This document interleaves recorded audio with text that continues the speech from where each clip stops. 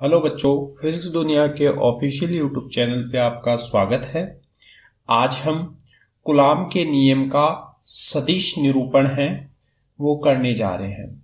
चूंकि हम जानते हैं कि कूलॉम का नियम है दो आवेशों के मध्य कार्य करता है। वो आवेश कैसे होने चाहिए? दो बिंदुवत आवेश होने चाहिए और साथ ही साथ क्या होने चाहिए? दो स्थिर आवेश है वो होने चाहिए। तो इसके लिए हम कहेंगे कि यहां पर हमारे पास ये एक आवेश है Q1, यहां पर कोई दूसरा आवेश है, इसको हम मान लेते हैं Q2। ये दो आवेश है वो स्थित है और इनके बीच में है वो कोई दूरी है। तो ऐसी स्थिति के अंदर हमें इन दोनों आवेशों पर है कूलॉम का नियम अप्लाई करना है और उसका सदिश निरूपण है वो देखना है।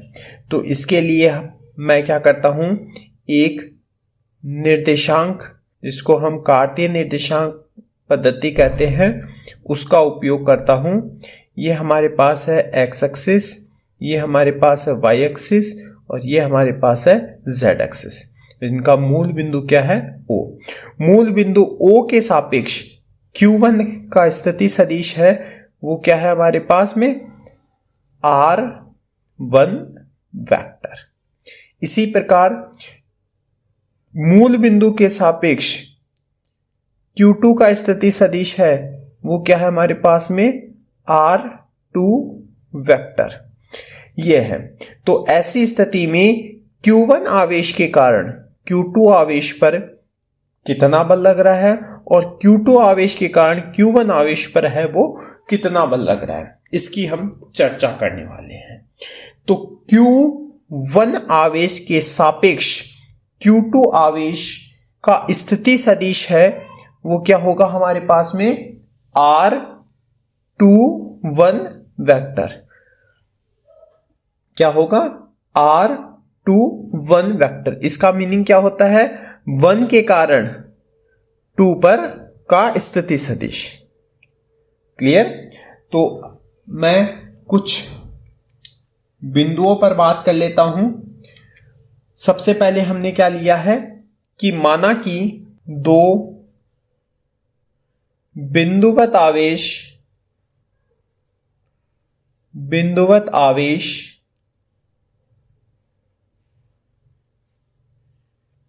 Q1 व Q2 है जिनके मूल बिंदु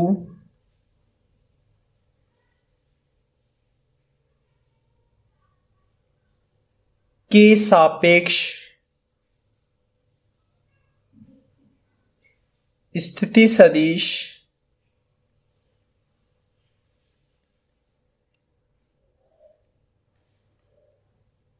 क्रमशः R1 वेक्टर व R2 वेक्टर है। यदि Q1 के सापेक्ष Q2 का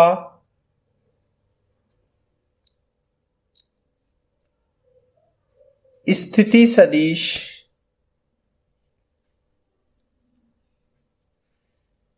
R21 वेक्टर हो तो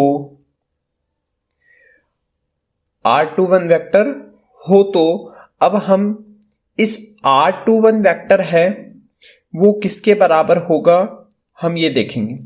चूंकि सदिश योग के त्रिभुज नियम से है वो हम जानते हैं कि किसी त्रिभुज की दो क्रमागत भुजाएं यदि दो सदिशों को व्यक्त करती है तो त्रिभुज की तीसरी विपरीत क्रम वाली भुजा उन दोनों सदिशों के योग के बराबर होगी। तो ऐसी स्थिति में सदिश योग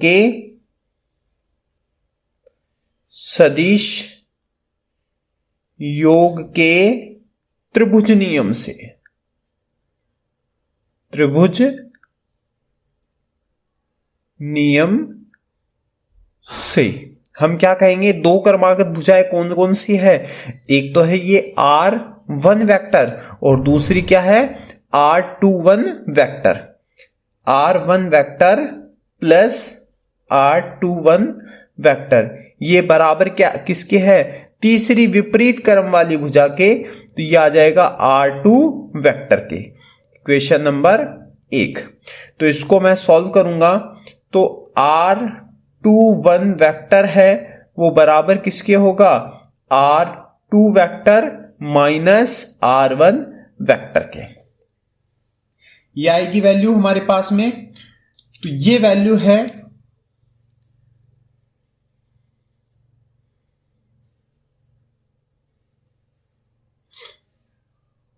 अब इसके पश्चात हम Q1 आवेश पर के कारण Q2 आवेश पर लगने वाला बल है वो ज्ञात करते हैं।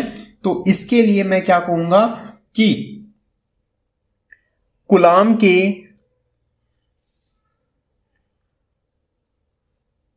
के नियम के अनुसार,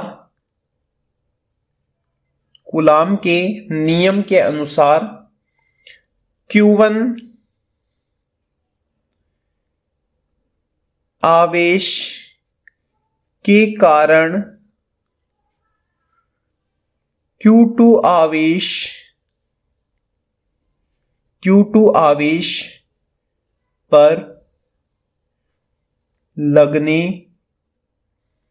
वाला बल, Q2 आवेश पर लगने वाला बल, ये जो Q1 आवेश है वो Q2 आवेश पर क्या करेगा, बल आरोपित करेगा।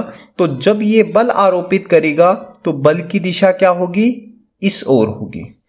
तो मैं कहूंगा कि F21 वेक्टर आएगा, यहां क्या आएगा, F21 वेक्टर। तो ऐसी स्थिति में F21 वेक्टर है वो बराबर किसके होगा, K Q1 Q2 बटे R की वैल्यू क्या है, R21 वेक्टर और इसका स्क्वायर। ये आएगी इक्वेशन नंबर 2। अब इसके पश्चात हम क्या कहेंगे कि इसी प्रकार यदि हम बात करें कि Q2 आवेश के कारण Q1 आवेश पर बल की दिशा क्या होगी, ये होगी।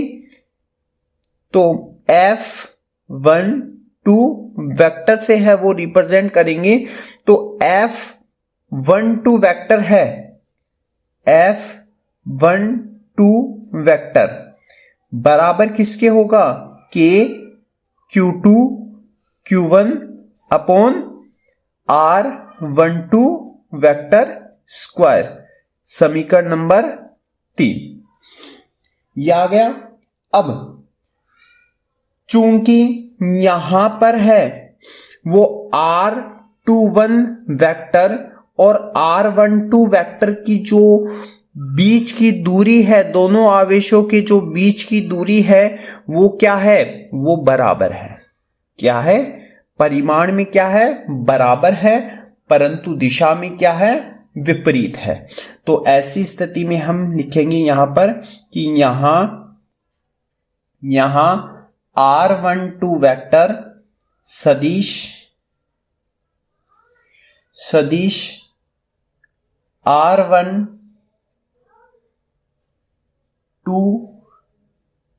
वेक्टर, R12 कैप सदिश R12 वेक्टर की दिशा में एकांक सदिश है। क्या है, एकांक सदिश है। तो इस क्वेश्चन 2 को मैं है कुछ इस प्रकार से लिखना चाहूंगा, F21 वेक्टर बराबर K Q1 Q2 upon R21 square है। क्या है?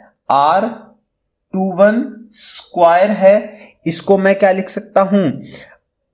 R2 vector minus R1 vector और इसका मोड ऑफ स्क्वायर, उसके पश्चात R21 कैप। इसी प्रकार R12 वेक्टर को मैं क्या लिख सकता हूं? K Q2 Q1 upon R1 vector minus R2 vector mode of square और R12 कैप। अब चूंकि ये दोनों क्या है? परिमाण को रिप्रेजेंट कर रहे हैं, ये दोनों वैल्यूज, तो परिमाण क्या होगा? बराबर होगा। और ये दिशा को रिप्रेजेंट कर रहे हैं तो दिशा क्या होगी? इनकी विपरीत होगी।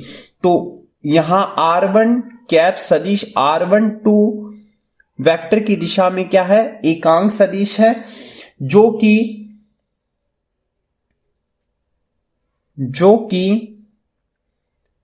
R21 कैप के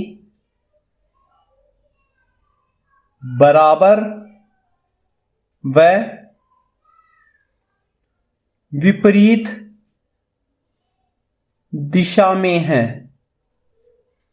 अतः विपरीत दिशा में है, इसका मतलब R12 कैप है वो बराबर होगा किसके?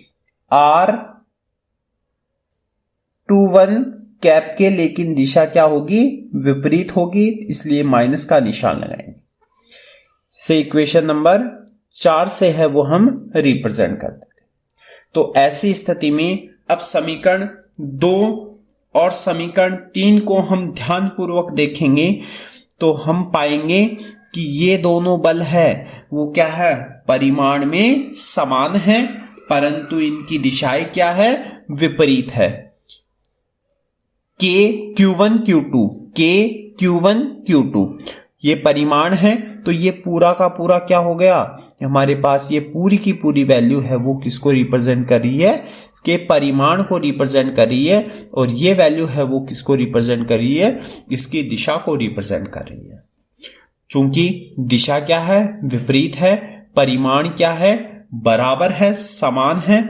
ऐसी स्थिति में हम लिख सकते हैं कि F21 वेक्टर बराबर होगा, कब होगा बराबर? जब F12 वेक्टर के होगा और इसकी दिशा क्या होगी? विपरीत होगी। ये एक्सप्रेशन है वो हमें क्या रिप्रेजेंट करता है? ये एक्सप्रेशन है वो हमें न्यूटन के तृतीय नियम, जिसे हम क्रिया प्रतिक्रिया का नियम भी कहते हैं, उसको भी रिप्रेजेंट करता है।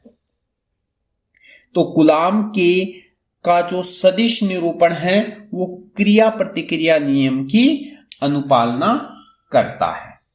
कूलाम का नियम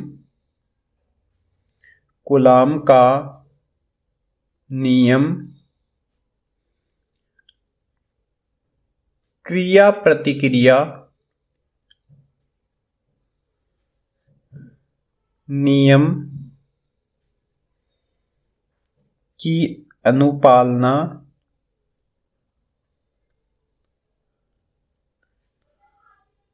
करता है।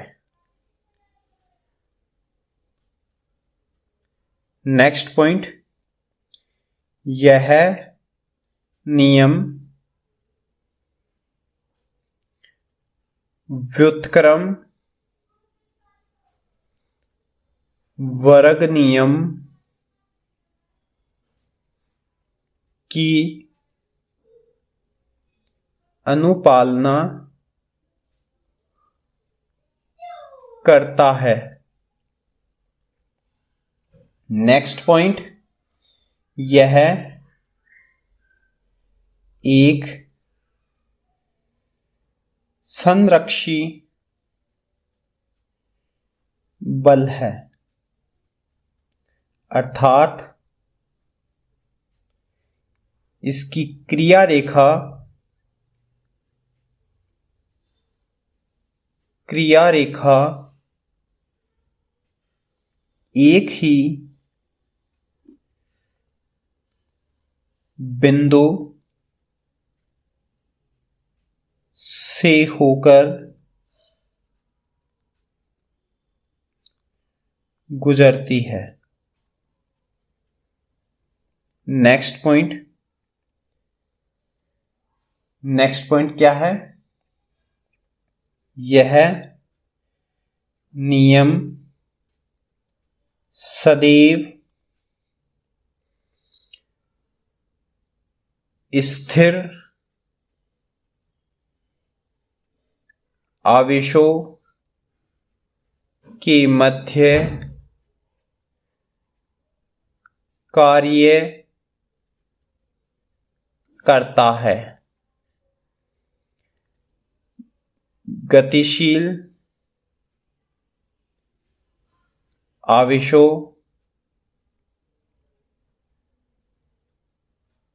में चुंबकीय क्षेत्र उत्पन्न होने पर यह बल कार्य नहीं करता है।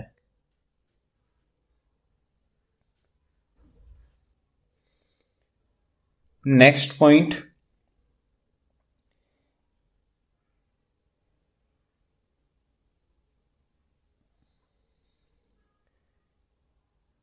इलेक्ट्रॉन,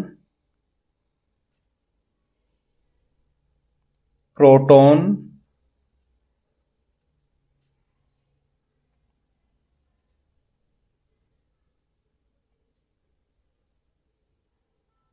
के मध्य की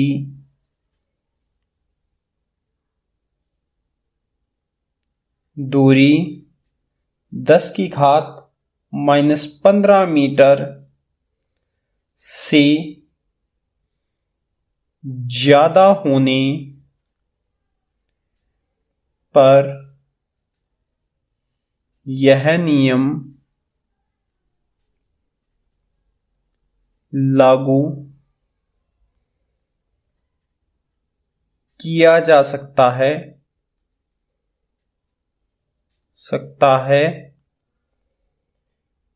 क्योंकि इससे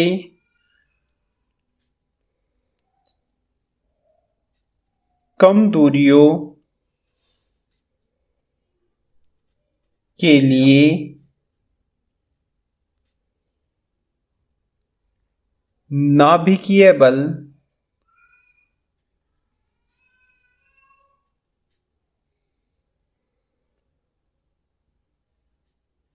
प्रबल होता है। अर्थात दो आवेशों के मध्य की दूरी 10⁻⁻15 मीटर से ज्यादा होनी चाहिए।